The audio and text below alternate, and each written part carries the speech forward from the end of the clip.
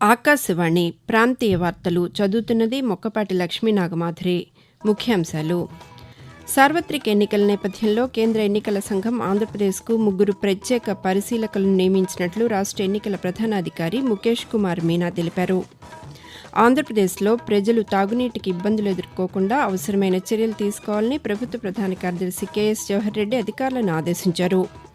తెలంగాణలో ఇంటర్మీడియట్ విద్యార్థులకు ఈ నెల 31వ తేదీ నుండి ఇంటర్మీడియట్ విద్యామండలి సెలవులు ప్రకటించింది.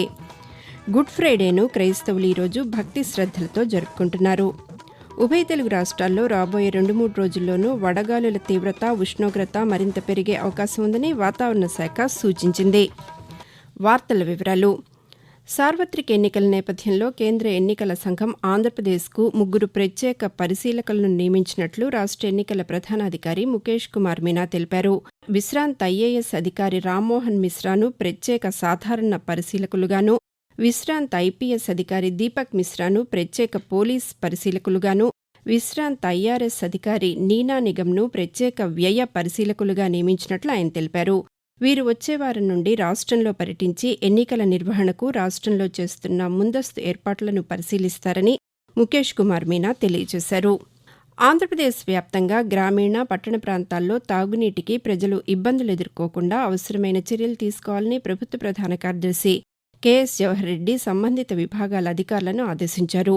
జలవనరులు, పంచాయతీరాజ్, గ్రామీణాభివృద్ది, గ్రామీణ, పట్టణ మంచినీటి సరఫరా విభాగాల అధికారులతో వెలగపూడి సచివాలయంలో మంచినీటి సరఫరా పరిస్థితిపై ఆయన నిన్న సమీక్షించారు. ఈ సందర్భంగా జవహర్ రెడ్డి మాట్లాడుతూ, నీటి ఎద్దడి అధికంగా ఉన్న ప్రాంతాలు, ఆవాసాలకు ట్యాంకుల ద్వారా నీటిని సరఫరా చేయాలని ఆదేశించారు. కుళాయిల ద్వారా తాగునీటి వృథాను అరికట్టి పొదుపుగా నీటిని వినియోగించుకునే అంశంపై ప్రజల్లో అధికారులు అవగాహన కల్పించాలని సూచించారు. ఇందుకోసం ప్రత్యేక అవగాహన కార్యక్రమాలు నిర్వహించాలని, రాష్ట్ర వ్యాప్తంగా అన్ని మంచినీటి సరఫరా పథకాలు సక్రమంగా పనిచేసేట్లు చర్యలు తీసుకోవాలని అధికారులను జవహర్ రెడ్డి ఆదేశించారు. ఆంధ్రప్రదేశ్లో గత 5 ఏళ్లుగా సాధించిన ఇంటింటి ప్రగతిని రానున్న 5 ఏళ్ల పాటు ముందుకు తీసుకువెడతామని వైఎస్సార్ కాంగ్రెస్ పార్టీ అధ్యక్షులు, ముఖ్యమంత్రి వైఎస్ జగన్మోహన్ రెడ్డి హామీ ఇచ్చారు. ఎన్నికల ప్రచారంలో భాగంగా మేమంతా సిద్ధం పేరుతో నంద్యాలలో వైఎస్సార్ కాంగ్రెస్ పార్టీ ఆధ్వర్యంలో జరుగుతున్న బస్సు యాత్రలో ప్రజలనుద్దేశించి ఆయన నిన్న మాట్లాడుతూ, గత 58 నెలల్లో సంక్షేమ పథకాలను ప్రతి గడపకు చేర్చామని తెలిపారు. నాడు నేడు కార్యక్రమం కింద ప్రభుత్వ పాఠశాలలు, ప్రభుత్వ ఆసుపత్రుల రూపురేఖలు మార్చామని చెప్పారు. ఆరోగ్యశ్రీ పథకాన్ని మరింత విస్తృతం చేసి 3000 రకాల చికిత్సలు అందిస్తున్నామని, విలేజ్ క్లినిక్ల ద్వారా ఇంటింటికి వైద్యం అందిస్తున్నామని, రైతు భరోసా కేంద్రాలు రైతులకు ఎంతగానో అండగా నిలుస్తున్నాయని జగన్మోహన్ రెడ్డి వివరించారు. కొడంగల్ నియోజకవర్గానికి పరిశ్రమలు తీసుకువచ్చి అభివృద్ది చేస్తానని తెలంగాణ ముఖ్యమంత్రి రేవంత్ రెడ్డి తెలిపారు. మహబూబ్నగర్ స్థానిక సంస్థల ఎమ్మెల్సీ ఉప ఎన్నిక పోలింగ్లో ఓటు వేసిన అనంతరం వికారాబాద్ జిల్లా కొడంగల్లో ఆయన నిన్న కాంగ్రెస్ పార్టీ కార్యకర్తలతో సమావేశమయ్యారు. ఈ సందర్భంగా రేవంత్ రెడ్డి మాట్లాడుతూ, ఓటు చాలా విలువైనదని, ఎన్ని కార్యక్రమాలు ఉన్నా ఓటు వేసేందుకు వచ్చానని తెలిపారు. కొడంగల్కు సిమెంటు పరిశ్రమ రాబోతోందని, పరిశ్రమలు వస్తే భూముల ధరలు పెరుగుతాయని, యువతకు ఉపాధి దొరుకుతుందని రేవంత్ రెడ్డి వివరించారు. దేశంలో వ్యవసాయాన్ని ఒక పరిశ్రమగా గుర్తించవలసిన అవసరం ఉందని సుప్రీంకోర్టు విశ్రాంత ప్రధాన న్యాయమూర్తి జస్టిస్ ఎన్వి రమణ అభిప్రాయపడ్డారు.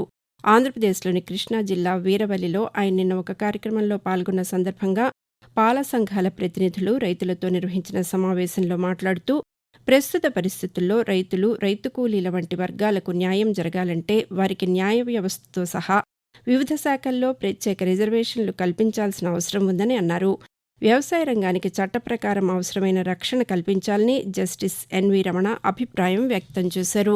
తెలంగాణలోని 17 లోక్సభ స్థానాలకు సికింద్రాబాద్ కంటోన్మెంట్ అసెంబ్లీ స్థానానికి మే 13వ తేదీన పోలింగ్ జరగనుండగా ఆ రోజును వేతనంతో కూడిన సెలవుగా ఇప్పటికే రాష్ట్ర ప్రభుత్వం ప్రకటించింది. ఆంధ్రప్రదేశ్లోనూ అదే రోజున పోలింగ్ ఉండటంతో తెలంగాణలో ఉంటున్న ఆ రాష్ట్ర ఓటర్లకు ఇది వర్తిస్తుందని పేర్కొంది. అయితే ఇతర సరిహద్దు రాష్ట్రాలైన ఛత్తీస్గఢ్, మహారాష్ట్ర, కర్ణాటకలో వేర్వేరు తేదీల్లో పోలింగ్ ఉండగా తెలంగాణలో పనిచేస్తున్న ఆ రాష్ట్రాల వారికి కూడా ఆయా రోజులను వేతనంతో కూడిన సెలవుగా రాష్ట్ర ప్రభుత్వం ప్రకటించింది. ఈ మేరకు ప్రభుత్వ ప్రధాన కార్యదర్శి శాంతికుమారి నిన్న ఉత్తర్వులు జారీ చేశారు. ఆకాశవాణి ప్రాంతీయ వార్తలు వింటున్నారు. తెలంగాణలో ఇంటర్మీడియట్ విద్యార్థులకు ఈ నెల 31వ తేదీ నుండి సెలవులు ఇస్తున్నట్లు ఇంటర్మీడియట్ విద్యామండలి ప్రకటించింది. ఈ నెల 31వ తేదీ నుండి మే 31వ తేదీ వరకు సెలవులు ఇవ్వాలని అన్ని ప్రభుత్వ, ప్రైవేటు కళాశాలల యాజమాన్యాలకు ఆదేశాలు జారీ చేసింది. సెలవులలో కళాశాలలు తరగతులు నిర్వహిస్తే కఠిన చర్యలు తీసుకుంటామని స్పష్టం చేసింది. సెలవుల అనంతరం బోర్డు ప్రకటన వచ్చిన తర్వాతనే ఇంటర్ అడ్మిషన్లు ప్రారంభించాలని కళాశాలలను ఆదేశిస్తూ ఇంటర్మీడియట్ విద్యామండలి ప్రకటన జారీ చేసింది. ఆంధ్రప్రదేశ్ భవిష్యత్ కోసమే తెలుగుదేశం, జనసేన, భారతీయ జనతా పార్టీలు రానున్న ఎన్నికల్లో కలిసి పోటీ చేస్తున్నాయని తెలుగుదేశం పార్టీ అధినేత నారా చంద్రబాబు నాయుడు తెలిపారు. రాష్ట్రంలో ఎన్నికల ప్రచారంలో భాగంగా అనంతపురం జిల్లా కదిరి, రాప్తాడు పట్టణాల్లో ప్రజాగళం పేరుతో నిన్న జరిగిన సభలో ఆయన మాట్లాడుతూ గోదావరి జలాలను రాయలసీమ ప్రాంతానికి తరలించే బాధ్యత తమదని పేర్కొన్నారు.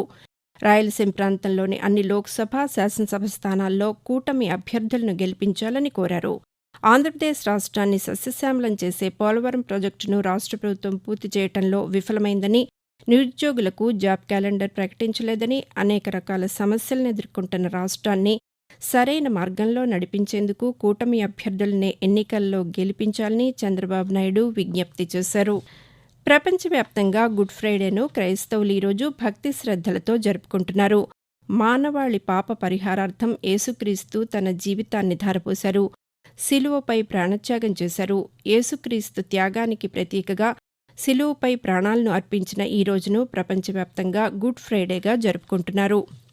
ఆంధ్రప్రదేశ్లో 38 డిప్యూటీ ఎడ్యుకేషనల్ ఆఫీసర్ ఉద్యోగాల భర్తీకి నిర్వహించే స్క్రీనింగ్ పరీక్షను Andhra Pradesh public service commission APPSC వాయిదా వేసింది. షెడ్యూల్ ప్రకారం ఏప్రిల్ 13వ తేదీన ఈ పరీక్ష జరగాల్సి ఉండగా సార్వత్రిక ఎన్నికలు, డీఎస్సీ పరీక్షలు ఉండటంతో పాటు అభ్యర్థుల విజ్ఞప్తి మేరకు ఈ పరీక్షలను వాయిదా వేస్తున్నట్లు తెలిపింది. ఈ స్క్రీనింగ్ పరీక్షను మే 25వ తేదీన నిర్వహిస్తామని ఏపీపీఎస్సీ వెబ్సైట్లో పేర్కొంది. తెలంగాణలోని మహబూబ్ నగర్ స్థానిక సంస్థల ఎమ్మెల్సీ ఉప ఎన్నిక పోలింగ్ నిన్న ప్రశాంతంగా ముగిసింది. ఈ ఎన్నికలో 99.86% పోలింగ్ నమోదైనట్లు ఎన్నికల అధికారులు తెలిపారు. మొత్తం 1439 మందికి గాను 1437 మంది స్థానిక ప్రజాప్రతినిధులు, శాసనమండలి సభ్యులు, శాసనసభ్యులు తమ ఓటు హక్కు వినియోగించుకున్నారు. మొత్తం 10 పోలింగ్ కేంద్రాలకు గాను 8 కేంద్రాల్లో 100% పోలింగ్ నమోదైంది. ఈ ఉప ఎన్నికలో భారత రాష్ట్ర సమితి నుండి నవీన్ కుమార్ రెడ్డి, కాంగ్రెస్ పార్టీ నుండి జీవన్ రెడ్డి, స్వతంత్ర అభ్యర్థిగా సుదర్శన్ గౌడ్ ఈ నియోజకవర్గం నుండి పోటీ పడుతున్నారు. ఏప్రిల్ 2వ తేదీన ఓట్ల లెక్కింపు జరుగుతుంది. వాతావరణం. ఆంధ్రప్రదేశ్లో రాబోయే 2-3 రోజుల్లోనూ వడగాలుల తీవ్రత మరింత పెరిగే అవకాశం ఉందని రాష్ట్ర విపత్తుల నిర్వహణ సంస్థ సూచించింది. రాయలసీమ జిల్లాల్లో వేడి, తేమ, అసౌకర్య వాతావరణం ఏర్పడవచ్చని అమరావతి వాతావరణ కేంద్రం పేర్కొంది.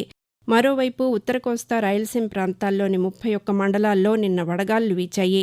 పగటిపూట ఉష్ణోగ్రతలు సాధారణం కంటే 2.6 నుంచి 2.9 డిగ్రీల వరకు పెరిగాయి.